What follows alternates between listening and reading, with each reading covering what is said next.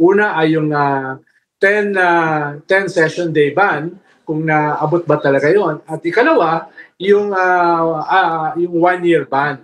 Yung 10 session day, ito yung 10 session day para maiakyat sa Senado. Mukhang eventually, nag-decision sila na mag-focus doon sa isang technicality, yung 1-year ban, na unfortunately, parang meron na siyang precedent yung Francisco case. No, kaya nung lumabas yung chismis na yan, parang hindi namin alam ano ba magiging basihan para i-dismiss. So, ang pang lang ay hindi siya masyadong unexpected. Kaya yung akbayan, today, nag-file ng intervention sa Supreme Court para sabihin na dapat i-dismiss yung final ni Vice President Sara, yung petition niya to dismiss itong impeachment na ito. Final niya yata yan last February. Pero yung ikalawa, yung pinakamahalaga ay medyo nagtataka ako na hindi naman ako abogado, pero alam ko sa procedural due process. Hindi ka naman pala abogado. Kailangan mo munang hingiin yung comment ng... Napakatalino mo, hindi ka naman pala abogado eh. Paring tumuloy ang impeachment trial kahit may decision na ang Supreme Court. June, sui generis ang impeachment court. Ibig sabihin, unique, natatangi at may sarili itong uri o description. Ito ang nilinaw ni Senador Joel Villanueva kasunod nga ng paglalabas ng desisyon ng Supreme Court na unconstitutional o labag sa saligang batas ang naisampang impeachment case. Last mo na yan na Joel Villanueva. Supreme Court made that decision or Ayun, not. babastusin mo yung Supreme The Court? impeachment court will proceed. Will proceed. And I'm sure someone will raise it during the impeachment proceedings. For sure, someone will raise it. Diba? So, but we are sui generis ang impeachment court. So, we will proceed. So, these are all questions that will be raised, diba? With the decision of the Supreme Court. Will the impeachment court submit to the decision of the Supreme Court? Mabuti pa pala si Franklin Drilon. Sabi niya, wag nang ituloy. Ayon naman kay Senador Vicente Tito Soto III, nilalangaw ka tuloy. Merong nag-a-advise sa akin na pwede raw namin i-disregard, pwede i-disregard ng Senate yung ano yun? Magbabase ka talaga sa bumubulong sa'yo? Anong klaseng senador ka tas babase ka sa bubulong sa'yo? Supreme Court decision. Because yun? it tramples over the work of the Senate na kahiwalay. Ano? Separate body kami. So, yung advice na yun, pag-aaralan ko muna bago ako mag-comment. Nindigan naman si Senador Bam Aquino na dapat ipagpatuloy ang impeachment trial alinsunod sa mandato ng konstitusyon. Naniniwala ako na dapat matuloy yung impeachment trial. Yung mandato, tungkulin at kapangyarihan na nakasaad sa saligang batas ay nasa Senado at walang iba. Handa na kaming dinggin ang lahat. Oh, naniniwala ka, hindi ka naman abogado. Ito yun, pumapasok na yung third force eh. Ito yung mga nagmamanman lang sa awayan ng Duterte at Marcos. Inaasinan nila para mag-away ang Duterte at Marcos. Kasi ito yun sila. Yung third force na nag-aabang lang ng ebidensya para makapagdesisyon ng patas bilang mga hukom. Kaya dapat ituloy na yung impeachment trial. Diba? Kasi uunahin talaga nila ang Duterte bago yung Marcos. Nagpahayag naman ng pagkadismaya si Senador Risa Ontiveros sa biglaang pagpigil ng Korte Suprema sa pagdaraos ng impeachment trial laban sa Vice Presidente. Ngunit malinaw din naman anya na sinasabi ng Supreme Court na hindi nila pinapawalang sala si VP Duterte at maaaring ma-file ang impeachment complaint sa susunod na taon. Ngunit ipinagtataka nito kung paano nalabag ang 1-year ban rule. Ngayong isa lang naman anya ang kaso na iniakyat sa Senado ayon na rin sa Nagtaka ka? Sinabi na nga ng SC, 4 po ang final ninyo. Anong iisa? mismo ng Korte. Ibig sabihin, wala lang yung mga final ninyo na yung Articles of Impeachment 1, 2, and 3. Suprema sa Loko-loko Gutierrez kayo, versus House of Representatives. Welcome naman kay Senador Jinggoy Estrada ang desisyon ng Supreme Court. Mabuti Anya, pa to. isa itong paalala na lahat ng mga hakbang sa pagpapanagot ng mga public official ay dapat nakaangkla sa legalidad at due process.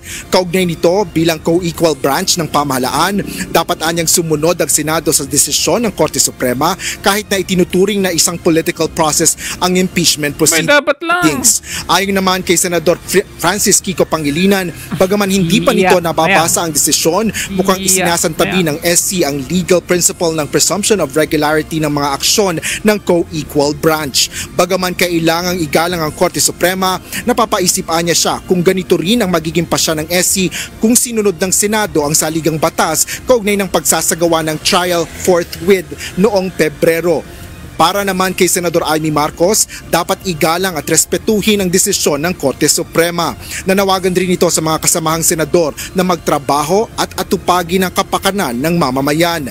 Naglabas rin ng pahayag si Senador Ronald Bato de la Rosa sa pamamagitan ng isang social media post.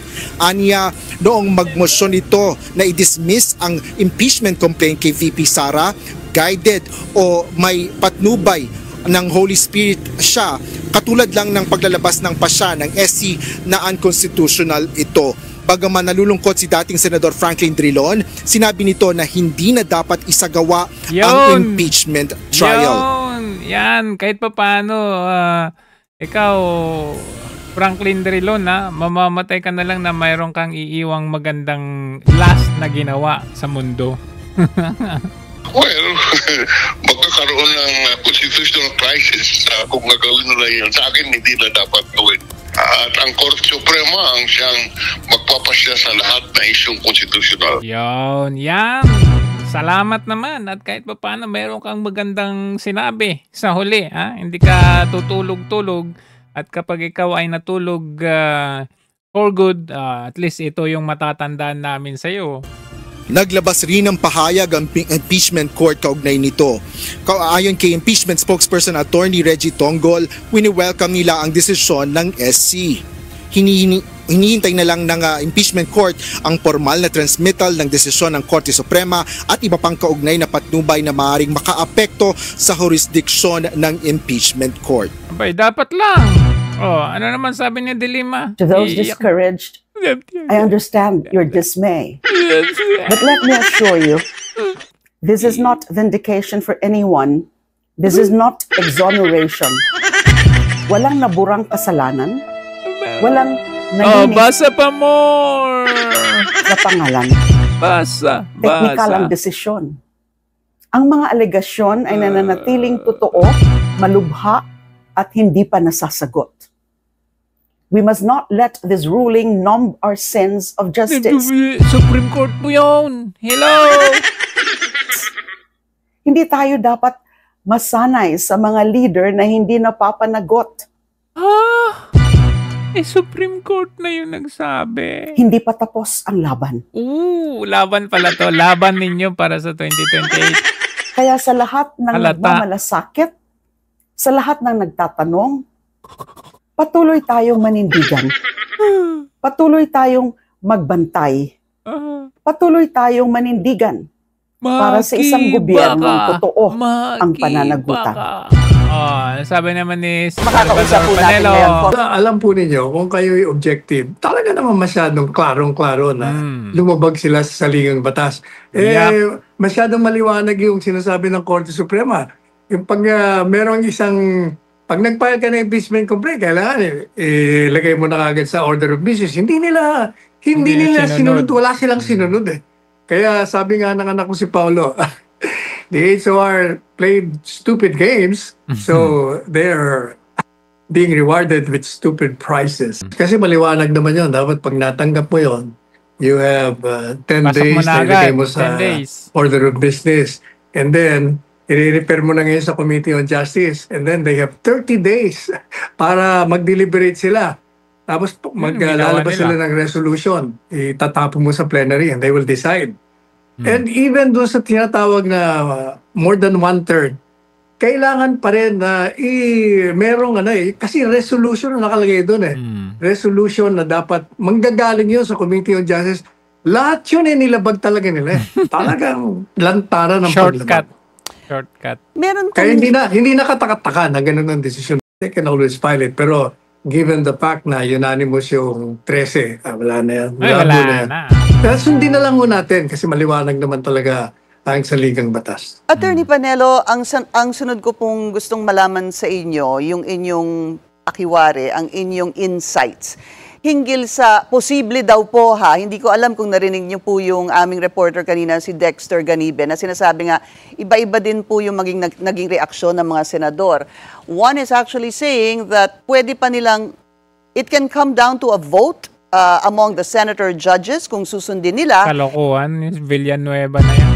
Itong naging desisyon ng Korte Suprema. Nangyari daw ito during the time of the impeachment of Chief Justice, the late Chief Justice Renato Corona. What do you think? Kahit na magbotohan, talo pa rin sila sa botohan. Of this? Wala yan. Yun naman ako nagbibigay ng opinion, hindi naman abogado. Pag abogado ka, talagang saludo ka na sa Korte Suprema. Hindi ka abogado, Sabi nga sa Joel Kalisublo namin, Villanueva. yung desisyon ng Korte Suprema, kaugnay sa isang batas, tama man o mali, tama sila. Supreme sila Yun ang binigay na tungkulin sa kanila. Ang gusto ni Joel Villanueva, Supreme ka kahit senador ka? Ano ka? Hello? Power! Sila lang ang may kapangyarihan na magdeklara ng isang bagay na ginawa ng isang opisyal o ahensa ng gobyerno o sangay na illegal. Kaya saludo na lang tayo. Isa pang tanong, Attorney Panelo, what about yung sinasabing yung mga katagang judicial overreach? Nagkaroon daw, para sa ilan, ng judicial overreach ang Korte Suprema hinggil dito. Pinasabi ko kasi nung walang galang na sa ating fraternity brad, Justice Tony Carpio. Overreach daw kasi hindi dapat daw pakialaman yung proseso ng House of Representatives, kung nabasa nila, ano bang ginugol nilang oras. Madalit sabi, maraming tanong ang Korte Suprema, hindi raw dapat na ginagawa yun, overreach sa'yo. Nakakalimutan ni Justice Carpio. Yan ang problema kasi, pag bias ka ng dati, bias din ang opinion mo. Kaya, ang Korte Suprema ay may kapangyarihan na tingnan kung ang isang hakbangin o akto ng isang opisyal o sangay o ahensya ng gobyerno ay legal or illegal. At malalaman nila yon, factual kasi yun. Kaya kailangan bibigyan mo sila ng impormasyon at pruweba na hindi ka nag-abuso kasi they will determine precisely the justices whether or not there was a grave abuse of discretion. Paano mo malalaman kung nagkaroon ng malaking pag-aabuso kung di mo alam yung facts ng kaso, yung kalakaran surrounding yung mga circumstances surrounding the initiation, the transmission, and how it went about. Sabi naman What is the attitude of the Senate and the Senate Impeachment Court in petitions regarding the impeachment now? Ano man ang desisyon ng Korte nila ng Korte Suprema?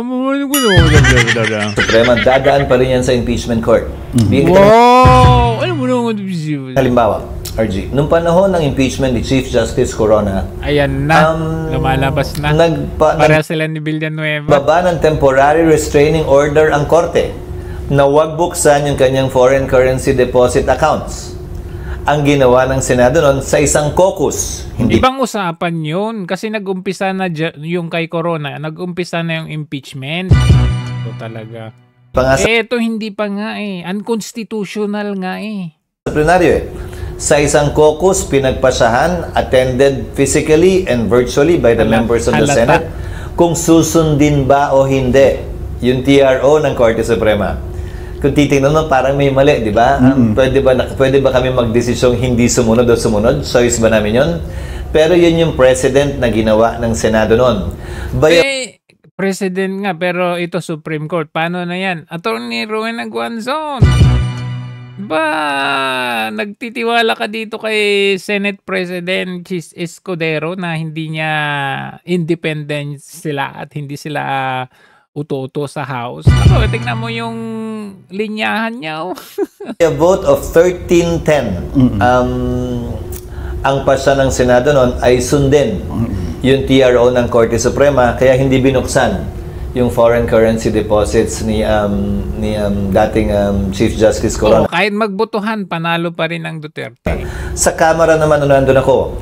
Pero isa lang ang mangyayari dyan, talunan kayo sa 2028. Nag-issue din ng TRO ang Supreme Court laban sa impeachment kay Chief Justice Davide. Kung maalala mo yun. Pero wala pa sa Senado yun, nasa Kamara pa lamang. Hindi yun sinunod ng Kamara. Tinuloy pa rin sa botohan, subalit hindi nakakuha ng kinakailangang 1/3 vote, kaya na-dismiss yun.